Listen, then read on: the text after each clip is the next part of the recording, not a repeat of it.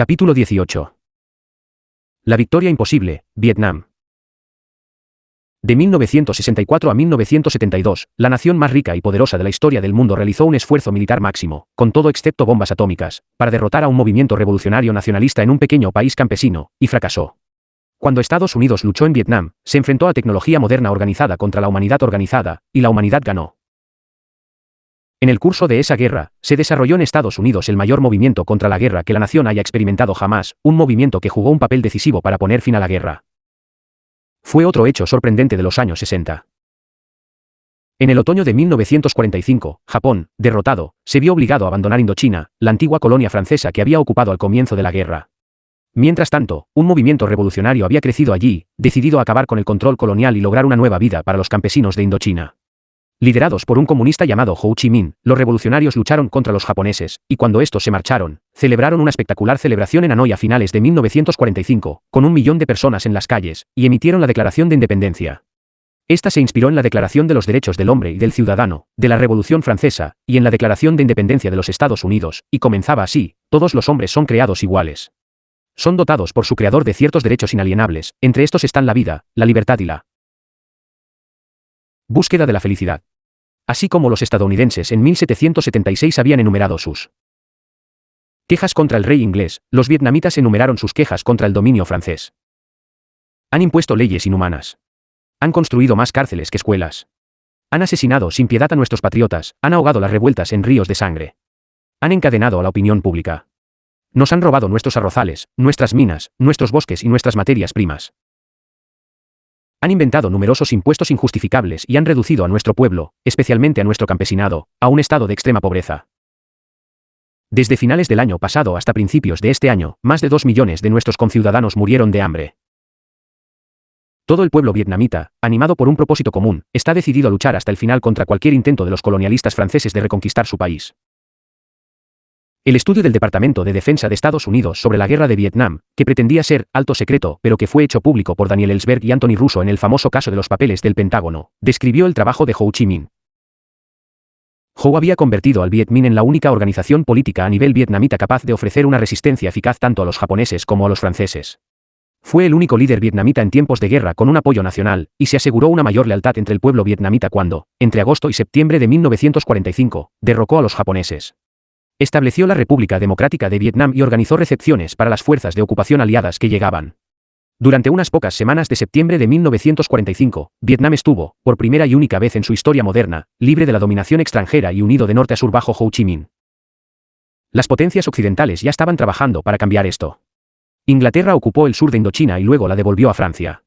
La China nacionalista, esto fue bajo el mando de Chiang Kai-shek, antes de la Revolución Comunista, ocupó el norte de Indochina, y Estados Unidos la convenció de que la devolviera a Francia. Como dijo Ho Chi Minh a un periodista estadounidense, aparentemente, estamos completamente solos. Tendremos que depender de nosotros mismos. Entre octubre de 1945 y febrero de 1946, Ho Chi Minh escribió 8 cartas al presidente Truman, recordándole las promesas de autodeterminación de la Carta del Atlántico. Una de las cartas fue enviada tanto a Truman como a las Naciones Unidas. Deseo llamar la atención de su excelencia, por razones estrictamente humanitarias, sobre el siguiente asunto.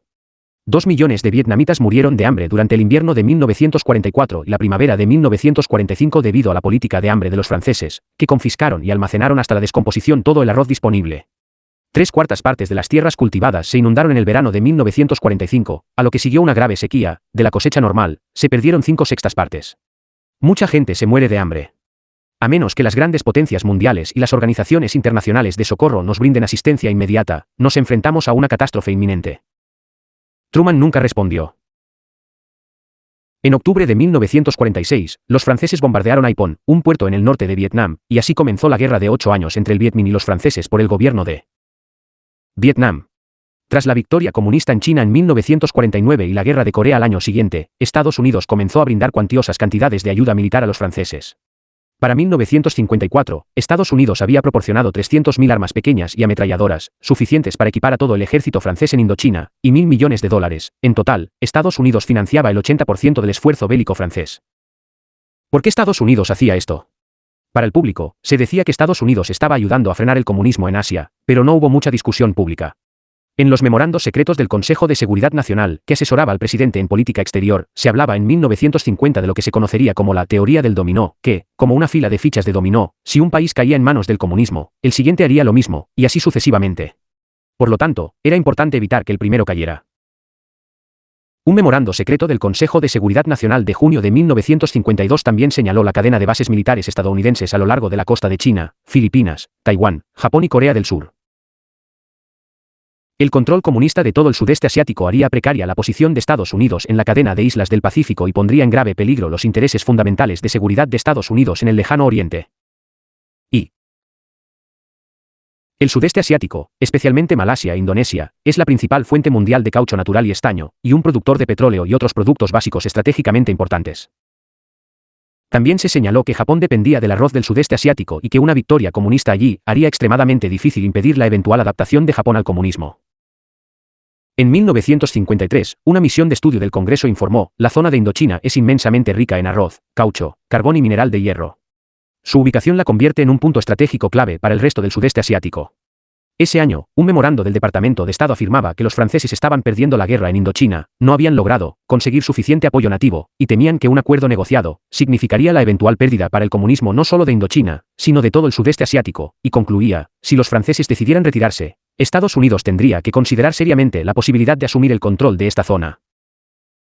En 1954, los franceses, al no poder conseguir el apoyo popular vietnamita, que apoyaba abrumadoramente a Ho Chi Minh y al movimiento revolucionario, tuvieron que retirarse. Una asamblea internacional en Ginebra presidió el acuerdo de paz entre Francia y el Viet Minh. Se acordó que Francia se retiraría temporalmente al sur de Vietnam, que el Viet Minh permanecería en el norte y que se celebrarían elecciones dentro de 2 años en un Vietnam unificado para que los vietnamitas pudieran elegir su propio gobierno.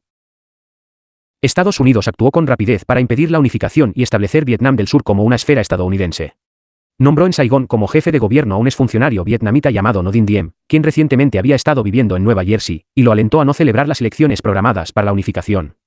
Un memorando de principios de 1954 del Estado Mayor Conjunto afirmaba que las estimaciones de inteligencia mostraban que un acuerdo basado en elecciones libres conllevaría la pérdida casi segura de los estados asociados, Laos, Camboya y Vietnam, las 3 partes de Indochina creadas por la Conferencia de Ginebra, bajo control comunista. Diem bloqueó una y otra vez las elecciones solicitadas por el Viet Minh, y con dinero y armas estadounidenses, su gobierno se afianzó cada vez más. Como lo expresaron los papeles del Pentágono, Vietnam del Sur fue esencialmente la creación de Estados Unidos. El régimen de Diem se volvió cada vez más impopular. Diem era católico, y la mayoría de los vietnamitas eran budistas. Diem tenía una estrecha relación con los terratenientes, y este era un país de campesinos. Sus pretensiones de reforma agraria dejaron las cosas básicamente como estaban. Reemplazó a los jefes provinciales seleccionados localmente por sus propios hombres, nombrados en Saigón. Para 1962, el 88% de estos jefes provinciales eran militares. Diem encarceló a cada vez más vietnamitas que criticaban al régimen por corrupción y falta de reformas. La oposición creció rápidamente en el campo, donde el aparato de Diem no tenía una buena cobertura, y alrededor de 1958 comenzaron las actividades guerrilleras contra el régimen. El régimen comunista de Hanoi brindó ayuda, apoyo y envió gente al sur, la mayoría sureños que se habían mudado al norte tras los acuerdos de Ginebra, para apoyar al movimiento guerrillero. En 1960, se formó el Frente de Liberación Nacional en el sur. Este unió a las diversas corrientes de oposición al régimen, su fuerza provenía de los campesinos survietnamitas, quienes lo vieron como una forma de cambiar su vida cotidiana. Un analista del gobierno estadounidense llamado Douglas Pique, en su libro Vietcong, basado en entrevistas con rebeldes y documentos capturados, intentó ofrecer una evaluación realista de lo que enfrentaba Estados Unidos. En las 2.561 aldeas de Vietnam del Sur, el Frente de Liberación Nacional creó una multitud de organizaciones sociopolíticas de alcance nacional en un país donde las organizaciones de masas eran prácticamente inexistentes. Aparte del FLN, nunca había existido un partido político verdaderamente de masas en Vietnam del Sur. Pique escribió, los comunistas han impulsado un cambio social significativo en las aldeas de Vietnam del Sur, y lo han hecho en gran medida mediante el proceso de comunicación. Es decir, fueron organizadores mucho más que guerreros. Lo que más me impactó del FLN fue su carácter, en su totalidad, de revolución social primero y de guerra después. Pique quedó impresionado con la participación masiva de los campesinos en el movimiento. El vietnamita rural no era considerado simplemente un peón en una lucha de poder, sino el elemento activo del impulso. Él era el impulso. Pique escribió. El propósito de este vasto esfuerzo organizativo fue reestructurar el orden social de la aldea y capacitarla para autocontrolarse. Este fue el único impulso inquebrantable del FLN desde el principio. No la matanza de soldados de la RVN, Saigón, ni la ocupación de tierras, ni la preparación para una gran batalla campal, sino la organización integral de la población rural mediante el autocontrol. Pique estimó que, a principios de 1962, el número de miembros del FLN rondaba los 300.000. Los documentos del Pentágono afirmaban sobre este periodo, solo el Vietcong contaba con un apoyo e influencia reales en una amplia base rural. Cuando Kennedy asumió el cargo a principios de 1961, continuó las políticas de Truman y Eisenhower en el sudeste asiático. Casi de inmediato, aprobó un plan secreto para diversas acciones militares en Vietnam y Laos, incluyendo el envío de agentes a Vietnam del Norte para realizar sabotajes y hostigamientos leves, según los documentos del Pentágono. En 1956, habló del asombroso éxito del presidente Diem y dijo sobre su actuación en Vietnam: su libertad política es una inspiración. Un día de junio de 1963, un monje budista se sentó en la plaza pública de Saigón y se prendió fuego. Más monjes budistas comenzaron a suicidarse quemándose para expresar su oposición al régimen de Diem. La policía de Diem allanó las pagodas y templos budistas, hirió a 30 monjes, arrestó a 1.400 personas y clausuró las pagodas. Hubo manifestaciones en la ciudad. La policía disparó y mató a 9 personas. Luego, en Hue, la antigua capital, 10.000 personas se manifestaron en protesta. Según los acuerdos de Ginebra, Estados Unidos tenía permitido contar con 685 asesores militares en el sur de Vietnam. Eisenhower envió en secreto a varios miles. Con Kennedy, la cifra ascendió a 16.000, y algunos de ellos comenzaron a participar en operaciones de combate. Diem estaba perdiendo. La mayor parte de la zona rural de Vietnam del Sur estaba ahora controlada por aldeanos locales organizados por el FLN. Diem se estaba convirtiendo en una vergüenza, un obstáculo para el control efectivo de Vietnam.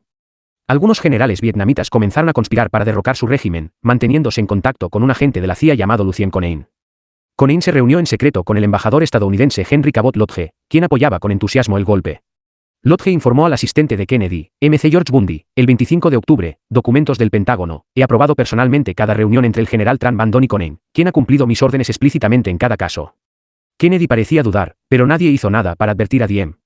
De hecho, justo antes del golpe, y justo después de haber contactado con los conspiradores a través de Conein, Lodge pasó un fin de semana con Diem en un balneario. Cuando, el 1 de noviembre de 1963, los generales atacaron el Palacio Presidencial, Diem llamó por teléfono al embajador Lodge, y la conversación transcurrió de la siguiente manera. Diem, algunas unidades han hecho una rebelión y quiero saber, ¿cuál es la actitud de Estados Unidos? Lodge, no me siento lo suficientemente informado como para poder decírselo. He oído el tiroteo, pero no conozco todos los hechos. Además, son las 4:30 de la madrugada en Washington y el gobierno de Estados Unidos no puede tener ni idea. Diem, pero debes tener algunas ideas generales. Lodge le dijo a Diem que lo llamara si podía hacer algo por su seguridad física. Esa fue la última conversación que cualquier estadounidense tuvo con Diem. Huyó del palacio, pero él y su hermano fueron aprendidos por los conspiradores, subidos a un camión y ejecutados. A principios de 1963, el subsecretario de Estado de Kennedy, Alexis Johnson, habló ante el Club Económico de Detroit. ¿Qué atractivo ha ejercido el sudeste asiático durante siglos sobre las grandes potencias que lo rodean? ¿Por qué es deseable y por qué es importante? En primer lugar, ofrece un clima exuberante, suelo fértil, ricos recursos naturales, una población relativamente escasa en la mayoría de las zonas y espacio para la expansión. Los países del sudeste asiático producen abundantes excedentes exportables, como arroz, caucho, teca, maíz, estaño, especias, aceite y muchos otros. Este no es el lenguaje que utilizó el presidente Kennedy en sus explicaciones al público estadounidense. Habló de comunismo y libertad. En una conferencia de prensa el 14 de febrero de 1962, dijo: sí, como saben, Estados Unidos lleva más de una década ayudando al gobierno y al pueblo de Vietnam a mantener su independencia. 3 semanas después de la ejecución de Diem, el propio Kennedy fue asesinado y su vicepresidente, Lyndon Johnson, asumió el cargo. Los generales que sucedieron a Diem no pudieron reprimir el Frente de Liberación Nacional. Una y otra vez, los líderes estadounidenses expresaron su desconcierto ante la popularidad del FLN y la alta moral de sus soldados. Los historiadores del Pentágono escribieron que, cuando Eisenhower se reunió con el presidente electo Kennedy en enero de 1961, se preguntó en voz alta por qué, en intervenciones de este tipo, siempre parecíamos encontrar que la moral de las fuerzas comunistas era mejor que la de las fuerzas democráticas. Y el general Maxwell Taylor informó a finales de 1964. La capacidad del Vietcong para reconstruir continuamente sus unidades y compensar sus pérdidas es uno de los misterios de la guerra de guerrillas. Las unidades del Vietcong no solo poseen la capacidad de recuperación del ave fénix, sino también una asombrosa capacidad para mantener la moral. Solo en contadas ocasiones hemos encontrado evidencias de baja moral entre los prisioneros del Vietcong o registradas en documentos capturados. A principios de agosto de 1964, el presidente Johnson utilizó una serie de turbios acontecimientos en el Golfo de Tonkin, frente a la costa de Vietnam del Norte, para iniciar una guerra a gran escala contra Vietnam. Johnson y el secretario de Defensa, Robert M. Namara, informaron al público estadounidense sobre un ataque de torpederos norvietnamitas contra destructores estadounidenses. Durante una patrulla de rutina en aguas internacionales, declaró MC Namara, el destructor estadounidense Maddox sufrió un ataque no provocado. Más tarde se reveló que el episodio del Golfo de Tonkin era falso, que los altos funcionarios estadounidenses habían mentido al público, al igual que lo habían hecho durante la invasión de Cuba bajo el mandato de Kennedy. De hecho, la CIA había participado en una operación secreta para atacar instalaciones costeras norvietnamitas, por lo que, si hubiera habido un ataque, no habría sido no provocado. No se trataba de una patrulla de rutina, porque él Maddox estaba en una misión especial de espionaje electrónico. Y no se encontraba en aguas internacionales, sino en aguas territoriales vietnamitas. Resultó que no se dispararon torpedos contra el Maddox, como dijo MC Namara. Otro ataque reportado contra otro destructor, 2 noches después, que Johnson calificó de agresión abierta en alta mar, también parece haber sido una invención. En el momento del incidente, el secretario de Estado Rusk fue interrogado en la televisión NBC.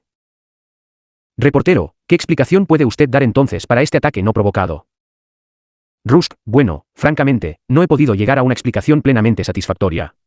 Existe una gran brecha de comprensión entre ese mundo y el nuestro, de carácter ideológico. Ellos ven lo que consideramos el mundo real en términos completamente diferentes.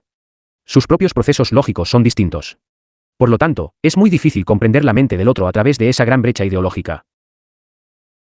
El ataque de Tonkin generó una resolución del Congreso, aprobada por unanimidad en la Cámara de Representantes y con solo 2 votos en contra en el Senado, lo que le dio a Johnson el poder de tomar acciones militares como considerara conveniente en el sudeste asiático.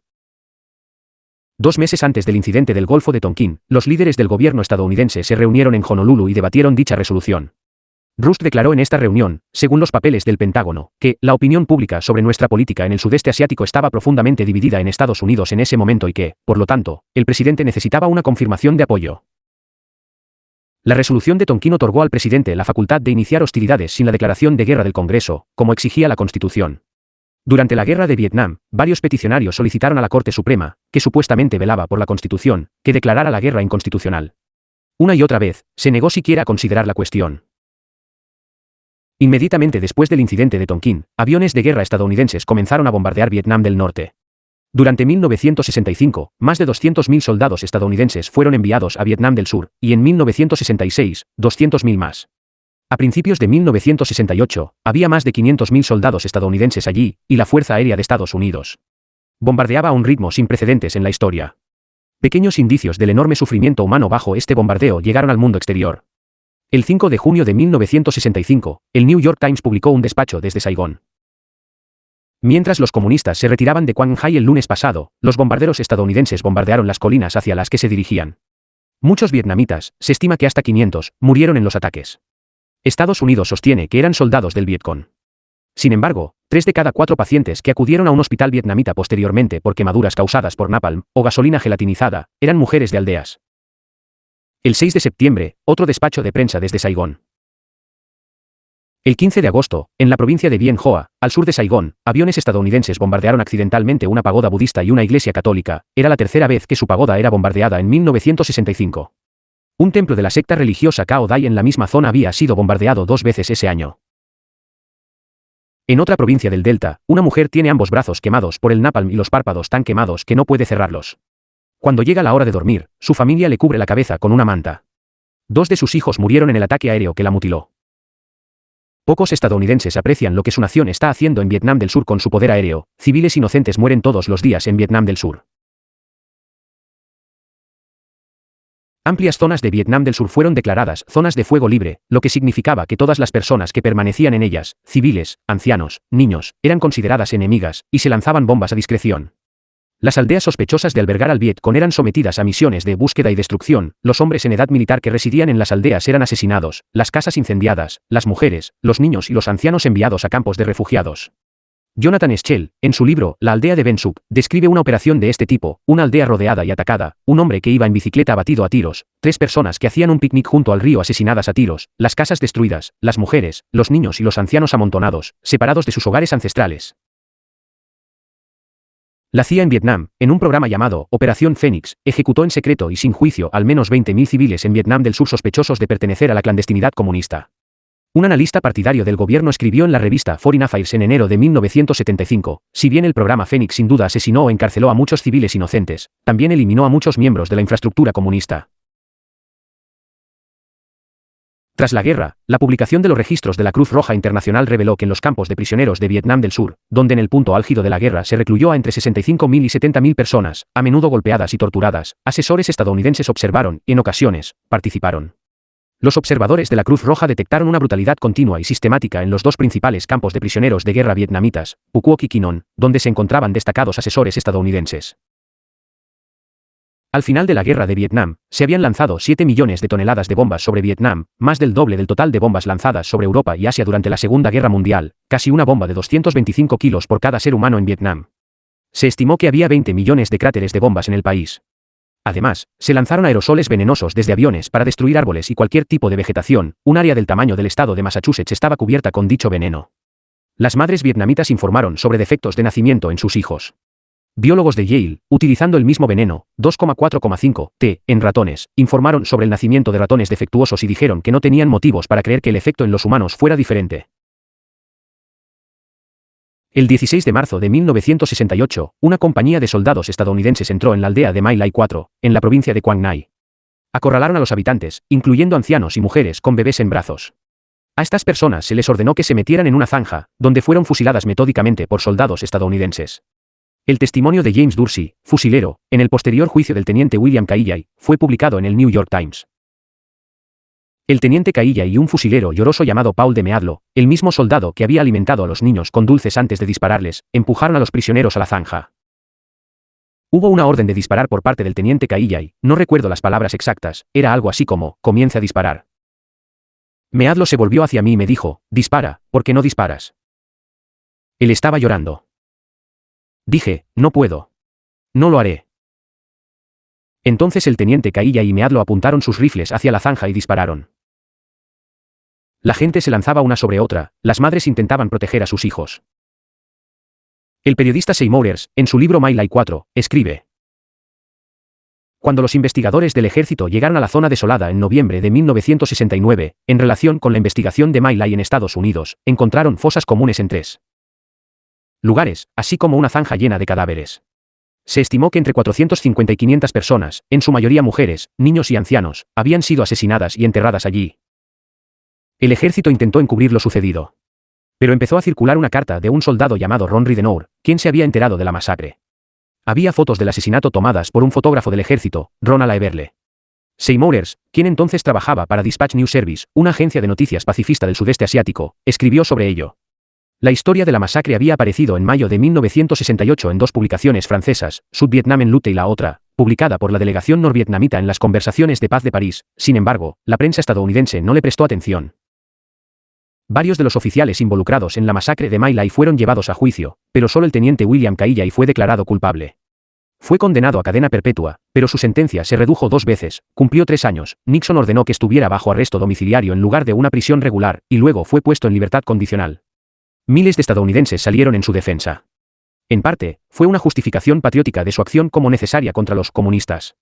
En parte, parece haber sido la sensación de haber sido injustamente señalado en una guerra con muchas atrocidades similares. El coronel Oran Henderson, acusado de encubrir las matanzas de My Lai, declaró a la prensa a principios de 1971, cada unidad del tamaño de una brigada tiene su My Lai escondido en algún lugar. De hecho, My Lai era único solo en sus detalles. Él relató una carta enviada por un soldado a su familia y publicada en un periódico local. Queridos mamá y papá. Hoy fuimos a una misión y no me siento muy orgulloso de mí mismo, ni de mis amigos, ni de mi país. Quemamos todas las chozas que vimos. Era una pequeña red rural de aldeas y la gente era increíblemente pobre. Mi unidad quemó y saqueó sus escasas posesiones. Permítanme intentar explicarles la situación. Las chozas aquí están hechas de hojas de palma. Cada una tiene un búnker de barro seco en su interior. Estos búnkeres son para proteger a las familias. Son como refugios antiaéreos. Sin embargo, los comandantes de mi unidad decidieron considerar estos búnkeres ofensivos. Así que nos ordenaron quemar por completo cualquier refugio que encontráramos con un búnker. Cuando los 10 helicópteros aterrizaron esta mañana, en medio de estas chozas, y 6 hombres saltaron de cada helicóptero, disparamos en cuanto tocamos tierra. Disparamos contra todas las chozas que pudimos. Fue entonces cuando quemamos estas chozas. Todos lloran, suplican y rezan para que no los separemos y nos llevemos a sus maridos, padres, hijos y abuelos. Las mujeres gimen y se lamentan. Luego observan aterrorizados cómo quemamos sus casas, pertenencias y alimentos. Sí, quemamos todo el arroz y disparamos a todo el ganado. Cuanto más impopular se volvía el gobierno de Saigón, más desesperado se volvía el esfuerzo militar para compensarlo. Un informe secreto del Congreso de finales de 1967 afirmaba que el Vietcong distribuía aproximadamente 5 veces más tierras a los campesinos que el gobierno survietnamita, cuyo programa de distribución de tierras estaba prácticamente paralizado. El informe afirmaba, el Vietcong ha eliminado la dominación terrateniente y ha reasignado tierras propiedad de terratenientes ausentes y del GVN, gobierno de Vietnam, a los campesinos sin tierra y a otros que cooperan con las autoridades del Vietcong. La impopularidad del gobierno de Saigón explica el éxito del Frente de Liberación Nacional, FLN, al infiltrarse en Saigón y otras ciudades bajo control gubernamental a principios de 1968, sin que la población lo advirtiera. El FLN lanzó así una ofensiva sorpresa, era la época del Tet, su festividad de Año Nuevo, que los llevó al corazón de Saigón, inmovilizó el aeródromo de Tan San Nut e incluso ocupó brevemente la embajada estadounidense. La ofensiva fue repelida, pero demostró que toda la enorme potencia de fuego desplegada por Estados Unidos en Vietnam no había destruido al FLN, su moral, su apoyo popular ni su voluntad de lucha. Provocó una reevaluación en el gobierno estadounidense y más dudas entre el pueblo estadounidense. La masacre de My Lai a manos de una compañía de soldados rasos fue un suceso insignificante comparado con los planes de altos mandos militares y civiles de causar una destrucción masiva a la población civil de Vietnam. A principios de 1966, el subsecretario de Defensa, Yon M. Naughton, al ver que los bombardeos a gran escala de aldeas norvietnamitas no estaban dando los resultados deseados, sugirió una estrategia diferente. Los ataques aéreos contra aldeas, afirmó, crearían una ola de repulsión contraproducente tanto en el extranjero como en el país. En su lugar, sugirió. Sin embargo, la destrucción de esclusas y presas, si se gestiona correctamente, podría ser prometedora. Debería estudiarse. Dicha destrucción no mata ni ahoga a la gente. Al inundar el arroz, con el tiempo provoca una hambruna generalizada, más de 1 millón, a menos que se proporcionen alimentos, algo que podríamos ofrecer en la mesa de conferencias. Los intensos bombardeos pretendían destruir la voluntad de resistencia de los vietnamitas comunes, como en los bombardeos de centros de población alemanes y japoneses durante la Segunda Guerra Mundial, a pesar de la insistencia pública del presidente Johnson en que solo se bombardeaban objetivos militares. El gobierno usaba términos como una vuelta de tuerca más para describir los bombardeos. En 1966, la CIA recomendó un programa de bombardeo de mayor intensidad, según los papeles del Pentágono, dirigido contra, en palabras de la CIA, la voluntad del régimen como sistema de objetivos. Mientras tanto, al otro lado de la frontera con Vietnam, en un país vecino, Laos, donde un gobierno de derecha instalado por la CIA se enfrentaba a una rebelión, una de las zonas más hermosas del mundo, la llanura de las Jarras, estaba siendo destruida por los bombardeos. Esto no fue reportado por el gobierno ni la prensa, pero un estadounidense residente en Laos, Fred Bramfman, contó la historia en su libro Voces desde la llanura de las Jarras.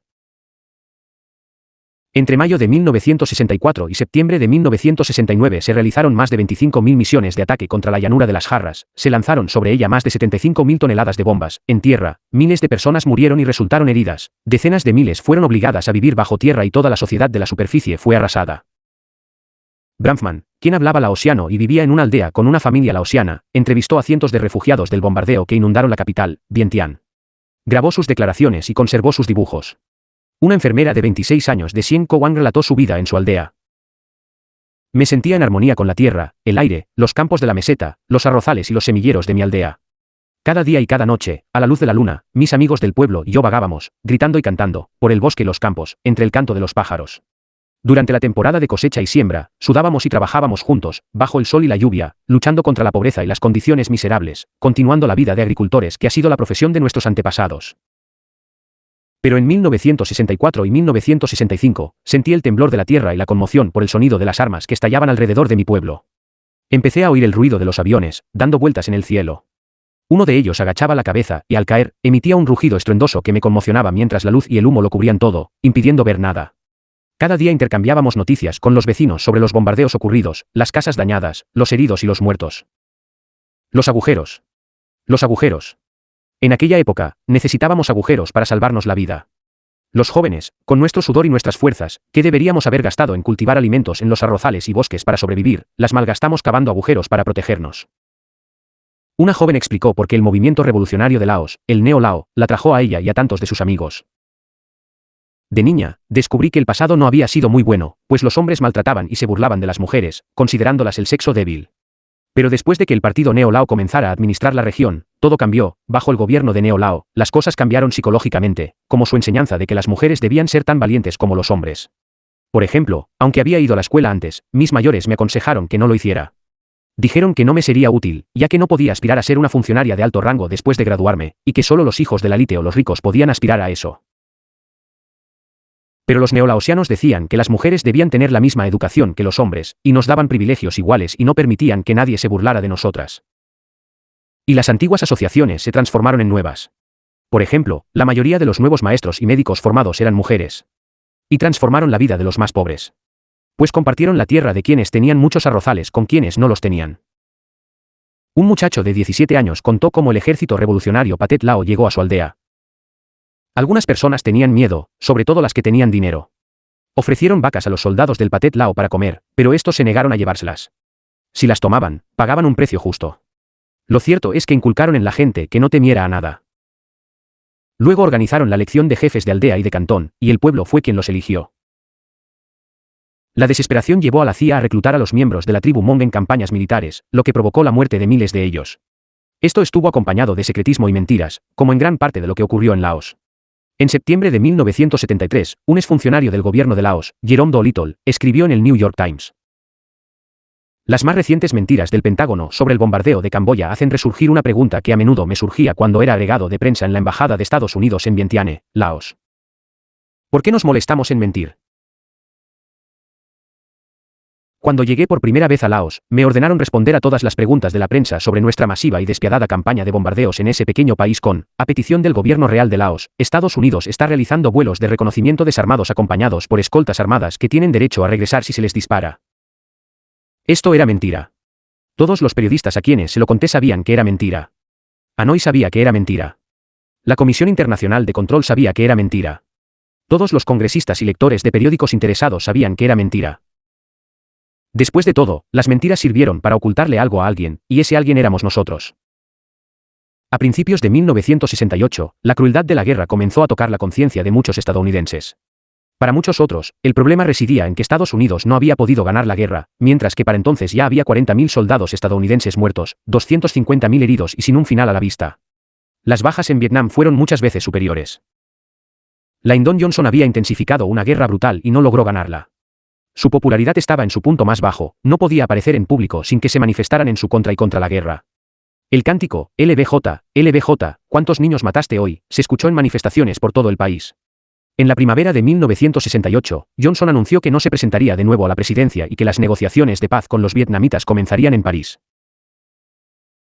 En el otoño de 1968, Richard Nixon, tras prometer que sacaría a Estados Unidos de Vietnam, fue elegido presidente. Comenzó a retirar tropas. Para febrero de 1972, quedaban menos de 150.000. Pero los bombardeos continuaron. La política de Nixon era la vietnamización, el gobierno de Saigón, con tropas terrestres vietnamitas, utilizando el dinero y el poder aéreo estadounidenses, continuaría la guerra. Nixon no estaba poniendo fin a la guerra, estaba poniendo fin a su aspecto más impopular, la participación de soldados estadounidenses en territorio de un país lejano. En la primavera de 1970, Nixon y el secretario de Estado Henry Kissinger lanzaron una invasión de Camboya, tras un largo bombardeo que el gobierno nunca reveló al público. La invasión no solo provocó una ola de protestas en Estados Unidos, sino que fue un fracaso militar, y el Congreso resolvió que Nixon no podía utilizar tropas estadounidenses para extender la guerra sin la aprobación del Congreso. Al año siguiente, sin tropas estadounidenses, Estados Unidos apoyó una invasión survietnamita de Laos. Esta también fracasó. En 1971, Estados Unidos lanzó 800.000 toneladas de bombas sobre Laos, Camboya y Vietnam. Mientras tanto, el régimen militar de Saigón, encabezado por el presidente Nguyen Van Thieu, el último de una larga sucesión de jefes de Estado de Saigón, mantenía a miles de opositores en prisión. Algunas de las primeras señales de oposición en Estados Unidos a la guerra de Vietnam surgieron del movimiento por los derechos civiles, quizás porque la experiencia de la población negra con el gobierno los llevó a desconfiar de cualquier afirmación de que éste luchaba por la libertad. El mismo día en que Lyndon Johnson informaba a la nación, a principios de agosto de 1964, sobre el incidente del Golfo de Tonkin y anunciaba el bombardeo de Vietnam del Norte, activistas negros y blancos se reunían cerca de Filadelfia, Mississippi, para un servicio conmemorativo en memoria de los 3 activistas por los derechos civiles asesinados allí ese verano. Uno de los oradores criticó con amargura el uso de la fuerza por parte de Johnson en Asia, comparándolo con la violencia ejercida contra la población negra en Mississippi. A mediados de 1965, en MCCOM, Mississippi, unos jóvenes negros que acababan de enterarse de que un compañero de clase suyo había muerto en Vietnam distribuyeron un folleto. Ningún negro de Mississippi debería luchar en Vietnam por la libertad del hombre blanco hasta que todos los negros sean libres en Mississippi. Los niños negros no deberían cumplir con el servicio militar obligatorio aquí en Mississippi. Las madres deberían animar a sus hijos a no ir. Nadie tiene derecho a pedirnos que arriesguemos nuestras vidas y matemos a otras personas de color en Santo Domingo y Vietnam, para que los estadounidenses blancos puedan enriquecerse. Cuando el secretario de Defensa Robert M. Amara visitó Mississippi y elogió al senador John Stennis, un racista prominente, como un hombre de muy genuina grandeza, estudiantes blancos y negros marcharon en protesta, con carteles que decían en memoria de los niños quemados de Vietnam. El Comité Coordinador Estudiantil No Violento declaró a principios de 1966 que Estados Unidos está aplicando una política agresiva que viola el derecho internacional, y exigió la retirada de Vietnam. Ese verano, 6 miembros del SNCC fueron arrestados por la invasión de un centro de reclutamiento en Atlanta. Fueron declarados culpables y condenados a varios años de prisión.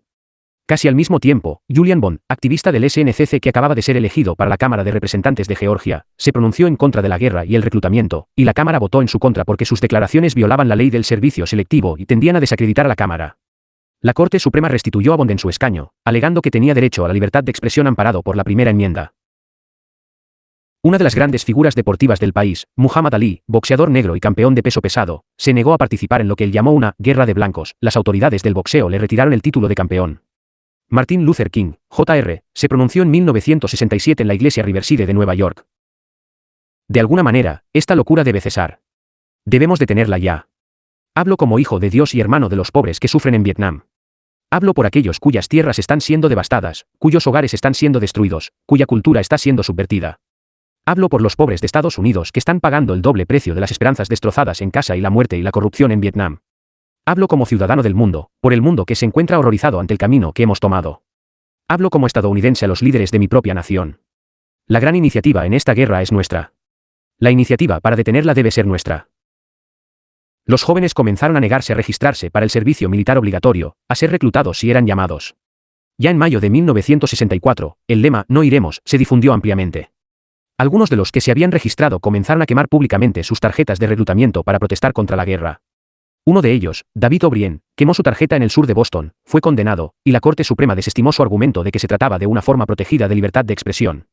En octubre de 1967, se organizaron entregas de tarjetas de reclutamiento en todo el país. Solo en San Francisco, se devolvieron 300 tarjetas al gobierno. Justo antes de una gran manifestación en el Pentágono ese mes, se entregó al Departamento de Justicia una bolsa con tarjetas de reclutamiento recolectadas. A mediados de 1965, se habían iniciado 380 procesos contra hombres que se negaban a ser reclutados. A mediados de 1968, esa cifra ascendía a 3.305. A finales de 1969, había 33.960 delincuentes en todo el país. En mayo de 1969, el Centro de Reclutamiento de Oakland, donde se presentaban los reclutas de todo el norte de California, informó que, de 4.400 hombres a quienes se les ordenó presentarse al reclutamiento, 2.400 no se presentaron. En el primer trimestre de 1970, el servicio selectivo, por primera vez, no pudo cumplir con su cuota. El 1 de mayo de 1968, Philip Supina, estudiante de posgrado en Historia de la Universidad de Boston, escribió a su junta de reclutamiento en Tucson, Arizona. Adjunto la orden para presentarme a mi examen físico previo al reclutamiento en las Fuerzas Armadas. No tengo la menor intención de presentarme a dicho examen, ni al reclutamiento, ni de contribuir de ninguna manera al esfuerzo bélico estadounidense contra el pueblo de Vietnam. Terminó su carta citando al filósofo español Miguel Unamuno, quien durante la Guerra Civil Española dijo: "A veces callar es mentir". Supina fue declarado culpable y condenado a 4 años de prisión. Al principio de la guerra, se produjeron 2 incidentes separados, que la mayoría de los estadounidenses apenas notaron. El 2 de noviembre de 1965, frente al Pentágono en Washington, mientras miles de empleados salían del edificio al caer la tarde, Norman Morrison, un pacifista de 32 años y padre de 3 hijos, se paró bajo las ventanas del tercer piso del secretario de Defensa, Robert M. Amara, se roció con queroseno y se prendió fuego, entregando su vida en protesta contra la guerra. También ese año, en Detroit, una mujer de 82 años llamada Alice Ed se quemó viva para denunciar el horror de Indochina. Se produjo un cambio notable en el sentimiento. A principios de 1965, cuando comenzaron los bombardeos de Vietnam del Norte, 100 personas se congregaron en el Boston Common para expresar su indignación.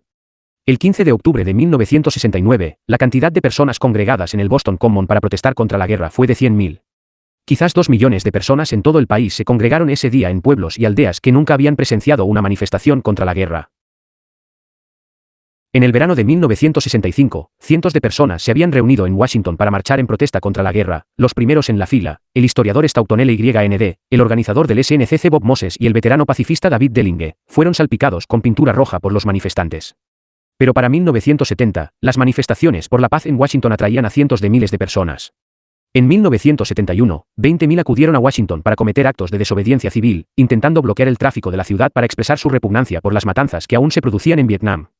14.000 de ellos fueron arrestados, la mayor detención masiva en la historia de Estados Unidos. Cientos de voluntarios del Cuerpo de Paz se manifestaron contra la guerra. En Chile, 92 voluntarios desafiaron al director del Cuerpo de Paz y emitieron una circular denunciando la guerra. 800 exmiembros del cuerpo emitieron una declaración de protesta contra lo que estaba sucediendo en Vietnam. El poeta Robert Lowell, invitado a un evento en la Casa Blanca, se negó a asistir. Arthur Miller, también invitado, envió un telegrama a la Casa Blanca: cuando las armas retumban, las artes mueren. La cantante Arta Kitt fue invitada a un almuerzo en el jardín de la Casa Blanca y escandalizó a todos los presentes al pronunciarse, en presencia de la esposa del presidente, contra la guerra. Un adolescente, llamado a la Casa Blanca para aceptar un premio, acudió y criticó la guerra. En Hollywood, artistas locales erigieron una torre de protesta de 18 metros en Sunset Boulevard.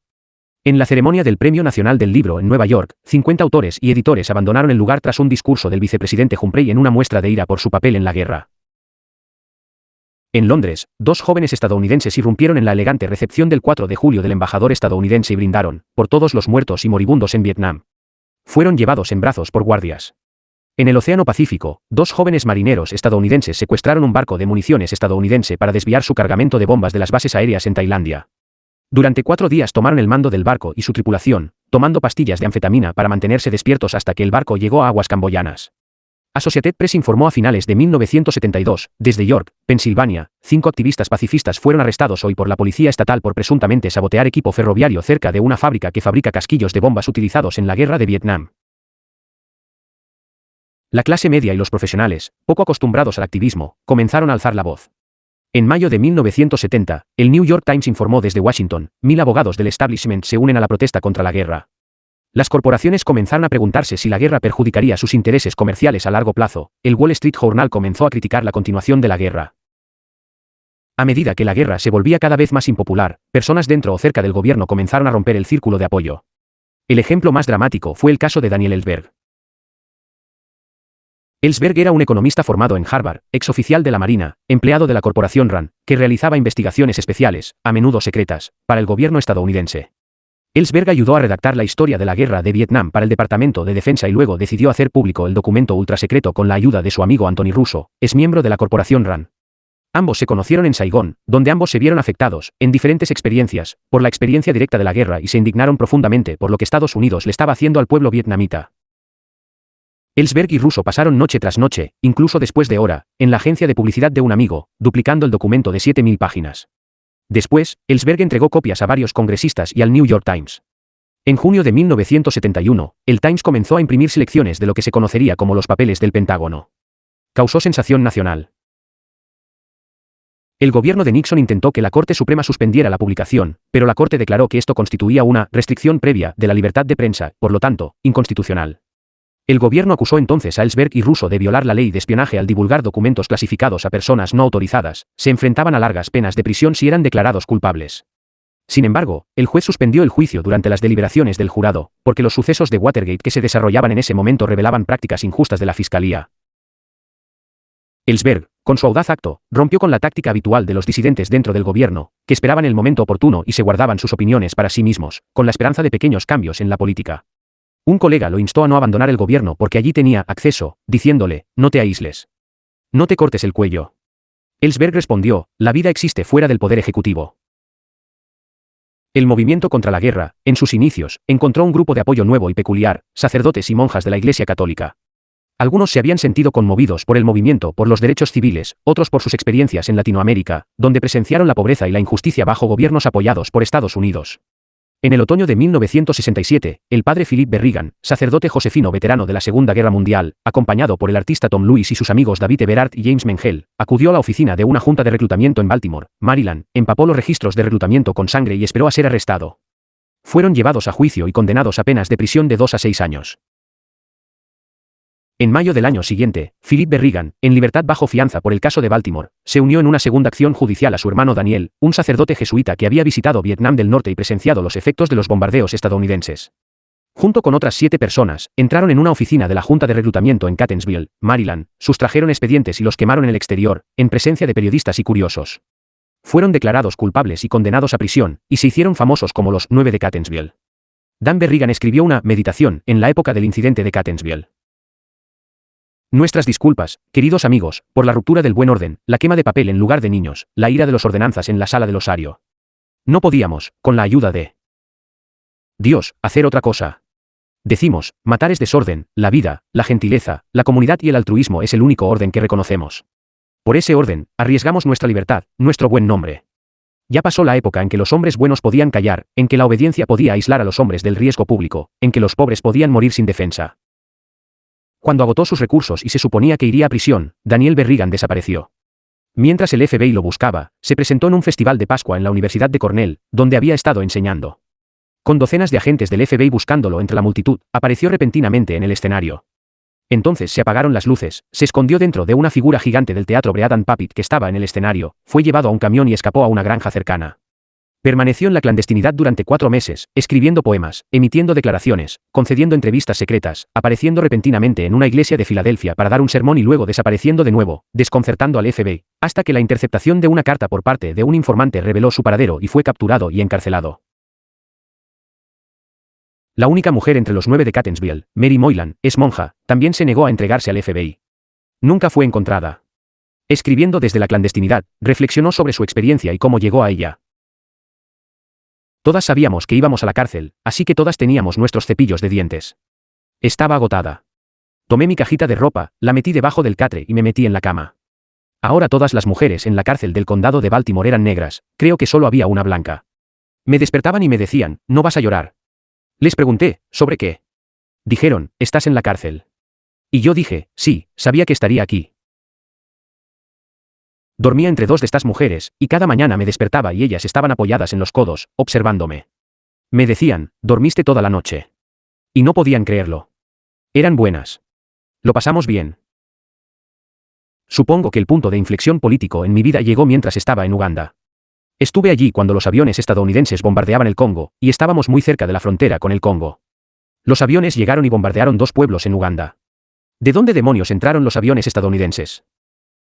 Más tarde estuve en Dar es Salaam y Chow en Lai llegó a la ciudad. La embajada estadounidense envió cartas diciendo que ningún estadounidense debía estar en la calle, porque se trataba de un líder comunista corrupto, pero decidí que era un hombre que estaba haciendo historia y quería verlo. Cuando regresé de África, me mudé a Washington y tuve que lidiar con la escena allí y con la locura y brutalidad de la policía y el tipo de vida que llevaba la mayoría de los ciudadanos de esa ciudad, 70% negros. Y luego Vietnam, y el napalm y los defoliantes, y los bombardeos. Me involucré con el movimiento de mujeres hace aproximadamente un año. En la época de Catonsville, ir a la cárcel tenía sentido para mí, en parte por la escena negra, tantos negros llenando las cárceles constantemente. Ya no creo que sea una táctica válida. No quiero ver a la gente marchando a la cárcel con una sonrisa en la cara. Simplemente no quiero que vayan. Los años 70 van a ser muy difíciles, y no quiero desperdiciar a nuestros hermanos y hermanas llevándolos a la cárcel para que tengan experiencias místicas o lo que sea que vayan a tener. El efecto de la guerra y de la audaz acción de algunos sacerdotes y monjas fue quebrar el conservadurismo tradicional de la comunidad católica. El día de la moratoria de 1969, en el Newton College del Sagrado Corazón, cerca de Boston, un santuario de tranquilidad bucólica y silencio político, la gran puerta principal de la universidad exhibía un enorme puño rojo pintado. En el Boston College, una institución católica, 6.000 personas se reunieron esa noche en el gimnasio para denunciar la guerra. Los estudiantes participaron activamente en las primeras protestas contra la guerra. Estudiantes por una Sociedad Democrática, SDS, que surgió en la Universidad de Michigan y que en 1962 publicó la Declaración de Porturón, un manifiesto a favor de la democracia participativa, desempeñó un papel importante en la organización de las protestas contra la guerra.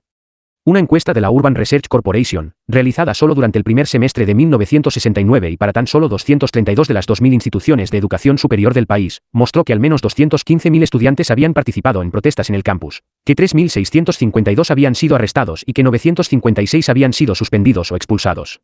Incluso en las escuelas secundarias, a finales de los 60, existían 500 periódicos clandestinos. En la ceremonia de graduación de la Universidad de Brown en 1969, 2/3 de la clase graduanda les dieron la espalda cuando Henry Kissinger se puso de pie para dirigirles el discurso. El clímax de las protestas llegó en la primavera de 1970, cuando el presidente Nixon ordenó la invasión de Camboya. En la Universidad Estatal de Kent, Ohio, el 4 de mayo, cuando los estudiantes se congregaron para manifestarse contra la guerra, la Guardia Nacional disparó contra la multitud. 4 estudiantes murieron. Uno quedó paralizado de por vida. Estudiantes de 400 universidades se declararon en huelga en protesta. Fue la primera huelga general estudiantil en la historia de Estados Unidos. Durante el año escolar 1969 a 1970, el FBI registró 1.785 manifestaciones estudiantiles, incluida la ocupación de 313 edificios. Las ceremonias de graduación tras la masacre de la Universidad Estatal de Kent fueron como ninguna otra que el país hubiera visto jamás. Desde Amherst, Massachusetts, llegó este artículo periodístico. La ceremonia número 100 de graduación de la Universidad de Massachusetts celebrada ayer fue una protesta, un llamado a la paz. El redoble del tambor fúnebre marcó el ritmo de la marcha de 2.600 hombres y mujeres jóvenes que con miedo, desesperación y frustración. Puños rojos de protesta, símbolos blancos de paz y palomas azules fueron grabados en togas académicas negras, y casi todos los demás estudiantes de último año llevaban un brazalete que representaba una súplica por la paz. Las protestas estudiantiles contra el ROT, programa de entrenamiento de oficiales de reserva, resultaron en la cancelación de dichos programas en más de 40 universidades. En 1966, 191.749 estudiantes universitarios se matricularon en el ROT. Para 1973, la cifra era de 72.459. Se dependía del ROT para proveer la mitad de los oficiales en Vietnam. En septiembre de 1973, por sexto mes consecutivo, el ROT no pudo cumplir con su cuota. Un oficial del ejército dijo: «Solo espero que no nos veamos envueltos en otra guerra, porque si lo hacemos, dudo que podamos librarla». La publicidad dada a las protestas estudiantiles creó la impresión de que la oposición a la guerra provenía principalmente de intelectuales de clase media. Cuando algunos obreros de la construcción en Nueva York atacaron a manifestantes estudiantiles, la noticia se reflejó en los medios nacionales. Sin embargo, varias elecciones en ciudades estadounidenses, incluyendo aquellas donde vivían principalmente obreros, demostraron que el sentimiento antibélico era fuerte en las clases trabajadoras. Por ejemplo, en Dearborn, Michigan, ciudad manufacturera de automóviles, una encuesta de 1967 mostraba que el 41% de la población estaba a favor de la retirada de la guerra de Vietnam. En 1970, en dos condados de California donde se presentó la cuestión a votación, San Francisco y Marin, los referendos que pedían la retirada de las fuerzas estadounidenses de Vietnam obtuvieron la mayoría de los votos. A finales de 1970, cuando una encuesta de Gallup presentó la afirmación, Estados Unidos debería retirar todas sus tropas de Vietnam para finales del próximo año, el 65% de los encuestados respondió afirmativamente. En Madison, Wisconsin, en la primavera de 1971, una resolución que exigía la retirada inmediata de las fuerzas estadounidenses del sudeste asiático ganó por 31.000 votos a favor y 16.000 en contra. En 1968, dicha resolución había perdido. Pero los datos más sorprendentes se obtuvieron de una encuesta realizada por la Universidad de Michigan. Esta mostró que, durante la guerra de Vietnam, los estadounidenses con solo educación primaria eran mucho más partidarios de la retirada que los estadounidenses con educación universitaria. En junio de 1966, el 27% de las personas con educación universitaria apoyaba la retirada inmediata de Vietnam, el 41% de las personas con solo educación primaria apoyaba la retirada inmediata. Para septiembre de 1970, ambos grupos eran más contrarios a la guerra, el 47% de los universitarios apoyaba la retirada, y el 61% de los graduados de primaria. Hay más evidencia del mismo tipo. En un artículo publicado en la American Sociological Review, junio de 1968, Richard F. Hamilton, en su encuesta de opinión pública, concluyó: las preferencias por alternativas políticas, duras, son más frecuentes entre los siguientes grupos: personas con un alto nivel educativo, ocupaciones de alto estatus, personas con altos ingresos, jóvenes y quienes prestan mucha atención a periódicos y revistas. Y el politólogo Harlan Hahn, al realizar un estudio de varios referendos urbanos sobre Vietnam, halló que el apoyo a la retirada de Vietnam era mayor en los grupos de menor nivel socioeconómico. También descubrió que las encuestas regulares, basadas en muestreos, subestimaban la oposición a la guerra entre las personas de clase baja. Todo esto formó parte de un cambio general en la población del país. En agosto de 1965, el 61% de la población pensaba que la participación estadounidense en Vietnam no estaba mal. Para mayo de 1971, la situación era exactamente la contraria: el 61% pensaba que nuestra participación estaba mal. Bruce Andrews, un estudioso de la opinión pública de Harvard, descubrió que quienes más se oponían a la guerra eran los mayores de 50 años, los negros y las mujeres. También señaló que un estudio realizado en la primavera de 1964, cuando Vietnam era un tema menor en la prensa, mostró que el 53% de las personas con estudios universitarios estaban dispuestas a enviar tropas a Vietnam, pero solo el 33% de las personas con estudios primarios estaban dispuestas a hacerlo. Parece que los medios de comunicación, controlados por personas con mayor educación e ingresos, quienes eran más agresivos en política exterior, tendían a dar la impresión errónea de que la clase trabajadora era un superpatriota a favor de la guerra. Louis Lipsitz, en una encuesta realizada a mediados de 1968 entre personas negras y blancas pobres del sur, parafraseó una actitud que le parecía típica: la única manera de ayudar al pobre es salir de la guerra de Vietnam. Estos impuestos, altos impuestos, van a ir más allá para matar gente, y no le veo ninguna razón. La capacidad de juicio independiente entre los estadounidenses comunes se refleja probablemente mejor en el rápido desarrollo del sentimiento antibélico entre los soldados estadounidenses, voluntarios y reclutas, en su mayoría provenientes de sectores de bajos ingresos.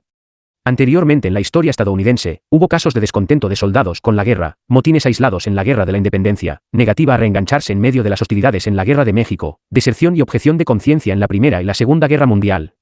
Pero Vietnam generó una oposición por parte de soldados y veteranos a una escala y un fervor nunca antes vistos. Todo comenzó con protestas aisladas. Ya en junio de 1965, Richard Steinke, graduado de West Point en Vietnam, se negó a embarcar en un avión que lo llevaría a una remota aldea vietnamita. La guerra de Vietnam, dijo, no vale ni una sola vida estadounidense. Steinke fue sometido a un consejo de guerra y destituido del servicio. Al año siguiente, 3 soldados rasos del ejército, uno negro, uno puertorriqueño y uno lituano-italiano, todos pobres, se negaron a embarcar hacia Vietnam, denunciando la guerra como inmoral, ilegal e injusta. Fueron sometidos a un consejo de guerra y encarcelados. A principios de 1967, el capitán Howard Levy, médico militar en Fort Jackson, Carolina del Sur, se negó a dar clases a los Boinas Verdes, una élite de las fuerzas especiales del ejército. Afirmó que eran asesinos de mujeres y niños y asesinos de campesinos. Fue sometido a un consejo de guerra por intentar fomentar el descontento entre los soldados rasos con sus declaraciones. El coronel que presidió el juicio declaró, la veracidad de las declaraciones no es un problema en este caso. Levy fue declarado culpable y condenado a prisión. Los actos individuales se multiplicaron. Un soldado negro en Oakland se negó a abordar un avión militar con destino a Vietnam, a pesar de enfrentarse a 11 años de trabajos forzados. Una enfermera de la Marina, la teniente Susan Schnall, fue sometida a un consejo de guerra por marchar en una manifestación por la paz uniformada y por lanzar panfletos contra la guerra desde un avión sobre instalaciones navales. En Norfolk, Virginia, un marinero se negó a entrenar a pilotos de combate porque, según él, la guerra era inmoral. Un teniente del ejército fue arrestado en Washington, D.C., a principios de 1968, por realizar un piquete frente a la Casa Blanca con un cartel que decía, 120.000 bajas estadounidenses, ¿por qué? 2 marines negros, George Daniels y William Harvey, recibieron largas penas de prisión, Daniels, 6 años, Harvey, 10 años, ambas posteriormente reducidas, por hablar con otros marines negros contra la guerra. A medida que avanzaba la guerra, las deserciones de las Fuerzas Armadas aumentaron. Miles se dirigieron a Europa Occidental, Francia, Suecia, Holanda. La mayoría de los desertores cruzaron a Canadá, algunos cálculos lo situaban en 50.000, otros en 100.000. Algunos se quedaron en Estados Unidos. Algunos desafiaron abiertamente a las autoridades militares refugiándose en iglesias, donde, rodeados de amigos y simpatizantes pacifistas, esperaron su captura y juicio militar. En la Universidad de Boston, 1000 estudiantes velaron durante 5 días y 5 noches en la capilla, apoyando a Ray Kroll, un desertor de 18 años. La historia de Kroll era común. Lo habían convencido para que se uniera al ejército, provenía de una familia pobre, lo llevaron a juicio, lo acusaron de embriaguez y le dieron a elegir entre la cárcel o el alistamiento. Se alistó. Y entonces empezó a reflexionar sobre la naturaleza de la guerra. Un domingo por la mañana, agentes federales se presentaron en la capilla de la Universidad de Boston, se abrieron paso a empujones por los pasillos abarrotados de estudiantes, derribaron puertas y se llevaron a Kroll. Desde la prisión, les escribió a sus amigos, no voy a matar, es contra mi voluntad. Un amigo que había conocido en la capilla le trajo libros, y notó un dicho que había encontrado en uno de ellos, lo que hemos hecho no se perderá para toda la eternidad. Todo madura a su tiempo y da fruto a su hora. El movimiento antibélico de los soldados se organizó más. Cerca de Fort Jackson, Carolina del Sur, se estableció la primera cafetería para soldados, un lugar donde los soldados podían tomar café y donas, encontrar literatura antibélica y conversar libremente. Se llamó OVNI y existió durante varios años antes de ser declarada alteración pública y clausurada por un tribunal. Sin embargo, surgieron otras cafeterías para soldados en media docena de lugares del país. Se abrió una librería antibélica cerca de Fort Devens, Massachusetts, y otra en la base naval de Newport, Rhode Island. Los periódicos clandestinos surgieron en bases militares de todo el país, para 1970 circulaban más de 50. Entre ellos, About Face en Los Ángeles, Fed Up en Tecoume, Washington, Short Times en Fort Jackson, Vietnam Hey en Chicago, Graffiti en Heidelberg, Alemania, Bragg Briefs en Carolina del Norte, Last Hares en Fort Gordon, Georgia, Helping Hand en la base aérea Mountain Home, Idaho. Estos periódicos publicaban artículos contra la guerra, informaban sobre el acoso a los soldados y consejos prácticos sobre los derechos legales de los militares, y explicaban cómo resistir la dominación militar. Junto con el sentimiento antibélico, se mezclaba el resentimiento por la crueldad y la deshumanización de la vida militar. En las prisiones militares, las empalizadas, esto era especialmente cierto. En 1968, en la empalizada de Presidio, California, un guardia disparó y mató a un preso con trastornos emocionales por abandonar una cuadrilla de trabajo. 27 presos se sentaron y se negaron a trabajar, cantando We Shall Overcome. Fueron sometidos a un consejo de guerra, declarados culpables de motín y condenados a penas de hasta 14 años, que posteriormente se redujeron tras la gran atención pública y las protestas. La disidencia se extendió al frente mismo. Cuando se llevaron a cabo las grandes manifestaciones del Día de la Moratoria en octubre de 1969 en Estados Unidos, algunos soldados en Vietnam llevaban brazaletes negros en señal de apoyo. Un fotógrafo de noticias informó que en un pelotón que patrullaba cerca de Da Nang, aproximadamente la mitad de los hombres llevaban brazaletes negros. Un soldado estacionado en Cu Chi escribió a un amigo el 26 de octubre de 1970 que se habían formado compañías separadas para los hombres que se negaban a ir al campo de batalla. Aquí ya no es un problema negarse a ir.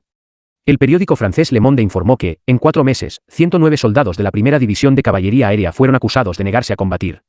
Es común ver al soldado negro, con el puño izquierdo cerrado en desafío a una guerra que nunca consideró suya, escribió el corresponsal de Le Monde. Wallace Terry, reportero afroamericano de la revista Time, grabó conversaciones con cientos de soldados negros, encontró resentimiento contra el racismo en el ejército, repugnancia hacia la guerra, en general, una moral baja. Cada vez se reportaban más casos de fracking en Vietnam, incidentes en los que militares lanzaban bombas de fragmentación bajo las tiendas de los oficiales que les ordenaban entrar en combate o contra quienes tenían otras quejas. El Pentágono reportó 209 frackings en Vietnam solo en 1970.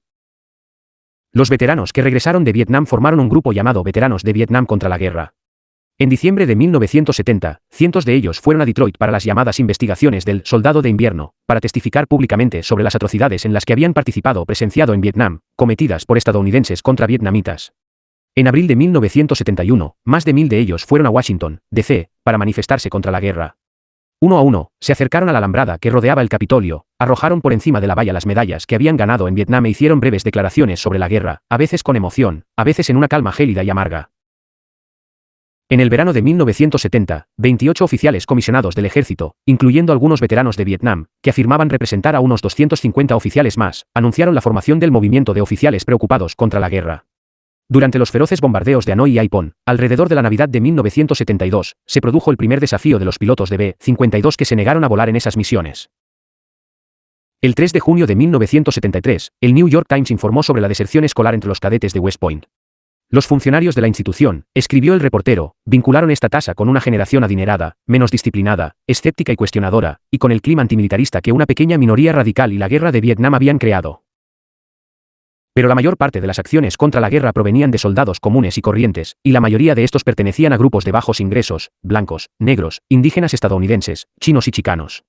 Miles de chicanos en su país se manifestaban contra la guerra. Sam Chow-Hui, un chino estadounidense de 20 años de la ciudad de Nueva York, se alistó en el ejército a los 17, fue enviado a Vietnam, lo nombraron cocinero y se convirtió en blanco de abusos por parte de sus compañeros soldados, quienes lo llamaban Chink y Gok, el término para los vietnamitas, y decían que parecía el enemigo. Un día, tomó un rifle y disparó tiros de advertencia a sus torturadores. Para entonces, ya estaba cerca del perímetro de la base y pensaba en unirme al Vietcong, al menos confiarían en mí. Chow-Hui fue detenido por la policía militar, golpeado, sometido a consejo de guerra y sentenciado a 18 meses de trabajos forzados en Fort Leavenworth. Me golpeaban todos los días, como si me estuvieran controlando.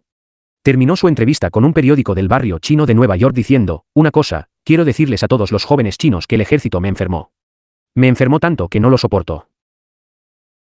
Un despacho desde Pubay en abril de 1972 decía que 50 soldados de los 142 hombres de la compañía se negaron a salir a patrullar, gritando, esta no es nuestra guerra. El New York Times, del 14 de julio de 1973, informó que prisioneros de guerra estadounidenses en Vietnam, a quienes los oficiales del campo de prisioneros de guerra les ordenaron que dejaran de cooperar con el enemigo, respondieron a gritos, ¿quién es el enemigo? Formaron un comité de paz en el campo, y un sargento del comité recordó posteriormente su marcha desde la captura hasta el campo de prisioneros de guerra. Hasta que llegamos al primer campamento, no vimos ninguna aldea intacta, todas estaban destruidas. Me senté, me puse en el centro y me pregunté, ¿está bien o mal? ¿Está bien destruir aldeas? ¿Está bien matar gente en masa? Después de un tiempo, simplemente me afectó. Funcionarios del Pentágono en Washington y portavoces de la Armada en San Diego anunciaron, tras la retirada estadounidense de sus tropas de Vietnam en 1973, que la Armada se depuraría de los indeseables, entre ellos hasta 6.000 hombres de la Flota del Pacífico, una proporción considerable de ellos negros. En total, unos 700.000 soldados habían recibido bajas indecorosas. En 1973, una de cada 5 bajas fue indecorosa, lo que indicaba una obediencia poco respetuosa al ejército.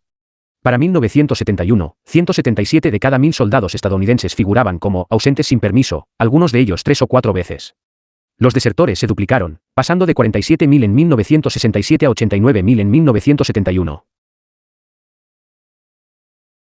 Uno de los que se quedaron, lucharon, pero luego se opusieron a la guerra fue Ron Kovic. Su padre trabajaba en un supermercado en Long Island. En 1963, a los 17 años, se alistó en la infantería de marina. 2 años después, en Vietnam, a los 19, su columna vertebral quedó destrozada por los proyectiles. Paralizado de cintura para abajo, fue puesto en silla de ruedas. De regreso a Estados Unidos, observó el trato brutal que recibían los veteranos heridos en los hospitales de veteranos, reflexionó cada vez más sobre la guerra y se unió a la organización Veteranos de Vietnam contra la guerra. Asistió a manifestaciones para hablar en contra de la guerra. Una noche escuchó al actor Donald Sutherland leer fragmentos de la novela de Dalton Trumbo, Johnny Got His Gun, posterior a la Primera Guerra Mundial, sobre un soldado cuyas extremidades y rostro fueron destrozados por disparos, un torso pensante que inventó una forma de comunicarse con el mundo exterior y luego emitió un mensaje tan poderoso que no se podía escuchar sin temblar. Sutherland empezó a leer el pasaje y algo que jamás olvidaré me invadió. Fue como si alguien hablara por todo lo que pasé en el hospital. Empecé a temblar y recuerdo que tenía lágrimas en los ojos. Kovic se manifestó contra la guerra y fue arrestado. Cuenta su historia en Nacido el 4 de julio. Me ayudan a volver a sentarme en la silla y me llevan a otra parte del edificio de la prisión para registrarme. ¿Cómo te llamas?, pregunta el oficial detrás del escritorio. Ron Kovic, digo. Ocupación, veterano de Vietnam contra la guerra. ¿Qué?, dice con sarcasmo, mirándome. Soy un veterano de Vietnam contra la guerra, casi grito. Deberías haber muerto ahí, dice. Se gira hacia su asistente. Me gustaría tirar a este tipo por el tejado. Me toman las huellas dactilares, me toman una foto y me meten en una celda. He empezado a hacerme pis como un bebé. El tubo se me ha salido durante el examen médico. Intento dormirme, pero aunque estoy agotada, la ira me atenaza el pecho como una piedra enorme. Apoyo la cabeza en la pared y escucho la cisterna del inodoro una y otra vez. Kovic y los demás veteranos condujeron hasta Miami para la Convención Nacional Republicana de 1972, entraron en el salón de la convención, recorrieron los pasillos en silla de ruedas y, mientras Nixon comenzaba su discurso de aceptación, gritó, «¡Alto a los bombardeos! ¡Alto a la guerra!». Los delegados los maldijeron, traidores, y agentes del servicio secreto los sacaron a toda prisa del salón. En el otoño de 1972, sin una victoria a la vista y con las tropas norvietnamitas atrincheradas en diversas partes del sur, Estados Unidos aceptó un acuerdo que retiraría a las tropas estadounidenses y dejaría a las tropas revolucionarias donde estaban, hasta que se estableciera un nuevo gobierno electo que incluyera elementos comunistas y no comunistas. Pero el gobierno de Saigón se negó a aceptar, y Estados Unidos decidió hacer un último intento por someter a los norvietnamitas. Envió oleadas de B-52 sobre Hanoi y Haiphong, destruyendo hogares y hospitales, y matando a un número indeterminado de civiles. El ataque fracasó. Muchos de los B-52 fueron derribados, hubo protestas furiosas en todo el mundo, y Kissinger regresó a París y firmó prácticamente el mismo acuerdo de paz que se había acordado anteriormente. Estados Unidos retiró sus fuerzas y continuó brindando ayuda al gobierno de Saigón. Sin embargo, cuando los norvietnamitas lanzaron ataques a principios de 1975 contra las principales ciudades de Vietnam del Sur, el gobierno se derrumbó. A finales de abril de 1975, las tropas norvietnamitas entraron en Saigón. El personal de la embajada estadounidense huyó, junto con muchos vietnamitas que temían el régimen comunista, y la larga guerra en Vietnam llegó a su fin. Saigón pasó a llamarse Ciudad Ho Chi Minh, y ambas partes de Vietnam se unificaron como la República Democrática de Vietnam. La historia tradicional describe el fin de las guerras como resultado de las iniciativas de los líderes, negociaciones en París, Bruselas, Ginebra o Versalles, así como a menudo considera que el inicio de la guerra responde a la demanda del pueblo. La guerra de Vietnam demostró claramente que, al menos en esa guerra, lo que hace que uno se pregunte sobre las demás, los líderes políticos fueron los últimos en tomar medidas para poner fin a la guerra, el pueblo iba muy por delante. El presidente siempre iba muy por detrás. La Corte Suprema, en silencio, rechazó los casos que cuestionaban la constitucionalidad de la guerra. El Congreso llevaba años de retraso respecto a la opinión pública. En la primavera de 1971, los columnistas Rowland Evans y Robert Novak, dos firmes partidarios de la guerra, escribieron con pesar sobre un estallido repentino de emocionalismo antibélico en la Cámara de Representantes, y dijeron, las animosidades antibélicas, ahora repentinamente tan generalizadas entre los demócratas de la Cámara, son vistas por los partidarios de la administración como menos anti-Nixon que como una respuesta a las presiones de los electores. Fue solo después de terminar la intervención en Camboya, y tras el clamor nacional en los campus universitarios por dicha invasión, que el Congreso aprobó una resolución que declaraba que las tropas estadounidenses no debían ser enviadas a Camboya sin su aprobación. Y no fue hasta finales de 1973, cuando las tropas estadounidenses finalmente fueron retiradas de Vietnam, que el Congreso aprobó una ley que limitaba la facultad del presidente para declarar la guerra sin el consentimiento del Congreso, incluso en ese caso, en esa resolución de poderes de guerra, el presidente podía declarar la guerra durante 60 días por su cuenta sin una declaración del Congreso. La administración intentó persuadir al pueblo estadounidense de que la guerra terminaba gracias a su decisión de negociar la paz, no porque la estuviera perdiendo ni por el poderoso movimiento antibélico en Estados Unidos. Pero los propios memorandos secretos del gobierno a lo largo de la guerra dan testimonio de su sensibilidad en cada etapa respecto a la opinión pública, en Estados Unidos y en el extranjero. La información se encuentra en los papeles del Pentágono. En junio de 1964, altos funcionarios militares y del Departamento de Estado de Estados Unidos, incluido el embajador Henry Cabot Lodge, se reunieron en Honolulu. Rusk declaró que la opinión pública sobre nuestra política en materia de asuntos exteriores estaba muy dividida y que, por lo tanto, el presidente necesitaba una confirmación de apoyo. Diem había sido reemplazado por un general llamado Khan. Los historiadores del Pentágono escriben, a su regreso a Saigón el 5 de junio, el embajador Lodge fue directamente del aeropuerto a visitar al general Khan. El objetivo principal de su conversación con Khan fue insinuar que el gobierno de Estados Unidos, en el futuro inmediato, prepararía a la opinión pública estadounidense para acciones contra Vietnam del Norte. 2 meses después se produjo el asunto del Golfo de Tonkin. El 2 de abril de 1965, un memorando del director de la CIA, John M. Cone, sugería que se intensificaran los bombardeos de Vietnam del Norte porque no eran lo suficientemente severos como para cambiar la política norvietnamita. Por otro lado, cabe esperar una mayor presión para detener los bombardeos por parte de diversos sectores del público estadounidense, la prensa, las Naciones Unidas y la opinión pública mundial. Estados Unidos debería intentar una rápida derrota antes de que esta opinión se generalice, afirmó M. Cone. El memorando del subsecretario de Defensa, John M. Naughton, de principios de 1966, sugería la destrucción de esclusas y presas para provocar una hambruna masiva, ya que los ataques a objetivos de población crearían una ola contraproducente de repulsión tanto en el extranjero como en el país. En mayo de 1967, los historiadores del Pentágono escribieron, M. Naughton también estaba profundamente preocupado por la magnitud e intensidad del malestar público y la insatisfacción con la guerra, especialmente entre los jóvenes, los desfavorecidos, la intelectualidad y las mujeres. M. Naughton se preocupaba, la decisión de llamar a 20.000 reservistas polarizará la opinión pública hasta el punto de que las palomas en Estados Unidos se descontrolarán, negativas masivas a servir, a luchar, a cooperar o algo peor. Advirtió. Puede que exista un límite que muchos estadounidenses y gran parte del mundo no permitan que Estados Unidos traspase. La imagen de la mayor superpotencia del mundo asesinando o hiriendo gravemente a 1.000 no combatientes cada semana, mientras intenta someter a una pequeña nación atrasada, en un asunto cuyos méritos son muy discutidos, no es alentadora. Podría producir una costosa distorsión en la conciencia nacional estadounidense. Esa costosa distorsión parece haber tenido lugar en la primavera de 1968, cuando, con la repentina y aterradora ofensiva del TED del Frente de Liberación Nacional, Westmoreland solicitó al presidente Johnson el envío de 200.000 soldados adicionales a los 525.000 que ya se encontraban allí. Johnson solicitó asesoramiento a un pequeño grupo de oficiales de acción del Pentágono.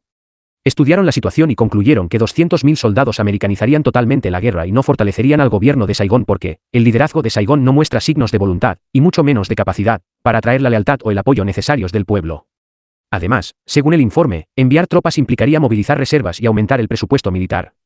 Habría más bajas estadounidenses y más impuestos. Este creciente descontento, acompañado, como seguramente estará, de un mayor desafío al servicio militar y de un creciente malestar en las ciudades debido a la creencia de que estamos descuidando los problemas internos, corre el gran riesgo de provocar una crisis interna de proporciones sin precedentes. El creciente malestar en las ciudades debe haber sido una referencia a los levantamientos negros que habían tenido lugar en 1967, y mostraba el vínculo, ya sea que los negros lo hicieran deliberadamente o no, entre la guerra en el exterior y la pobreza en el país.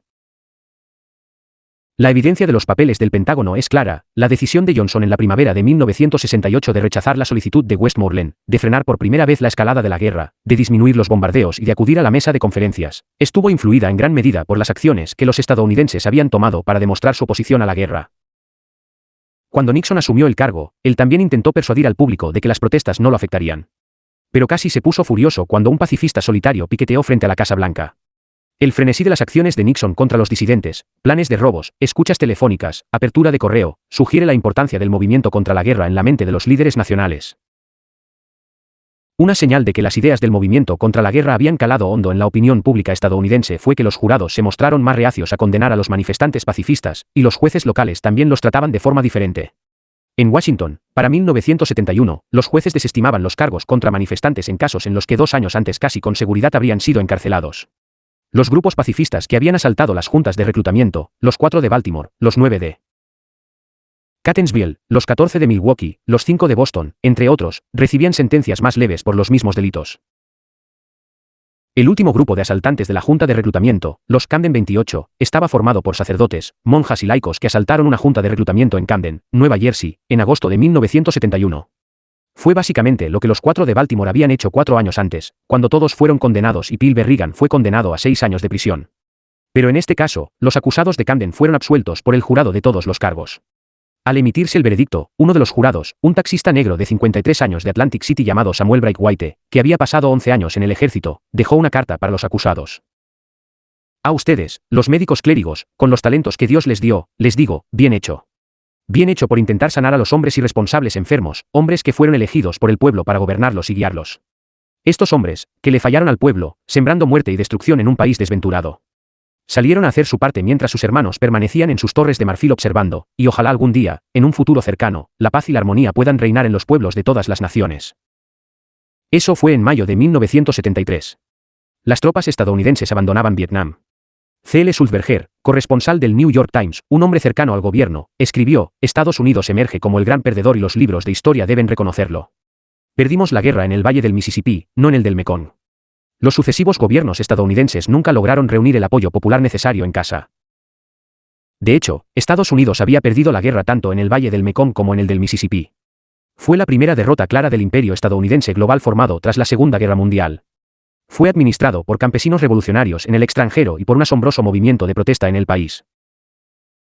El 26 de septiembre de 1969, el presidente Richard Nixon, al observar la creciente actividad contra la guerra en todo el país, anunció que, bajo ninguna circunstancia me veré afectado por ella. Pero 9 años después, en sus memorias, admitió que el movimiento contra la guerra le hizo abandonar los planes de intensificar la guerra, aunque públicamente seguía ignorando la intensa controversia contra la guerra. Sabía, sin embargo, que después de todas las protestas y la moratoria, la opinión pública estadounidense estaría seriamente dividida ante cualquier escalada militar de la guerra.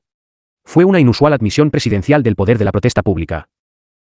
Desde una perspectiva a largo plazo, algo quizás aún más importante había sucedido. La rebelión interna se estaba extendiendo más allá de la cuestión de la guerra de Vietnam.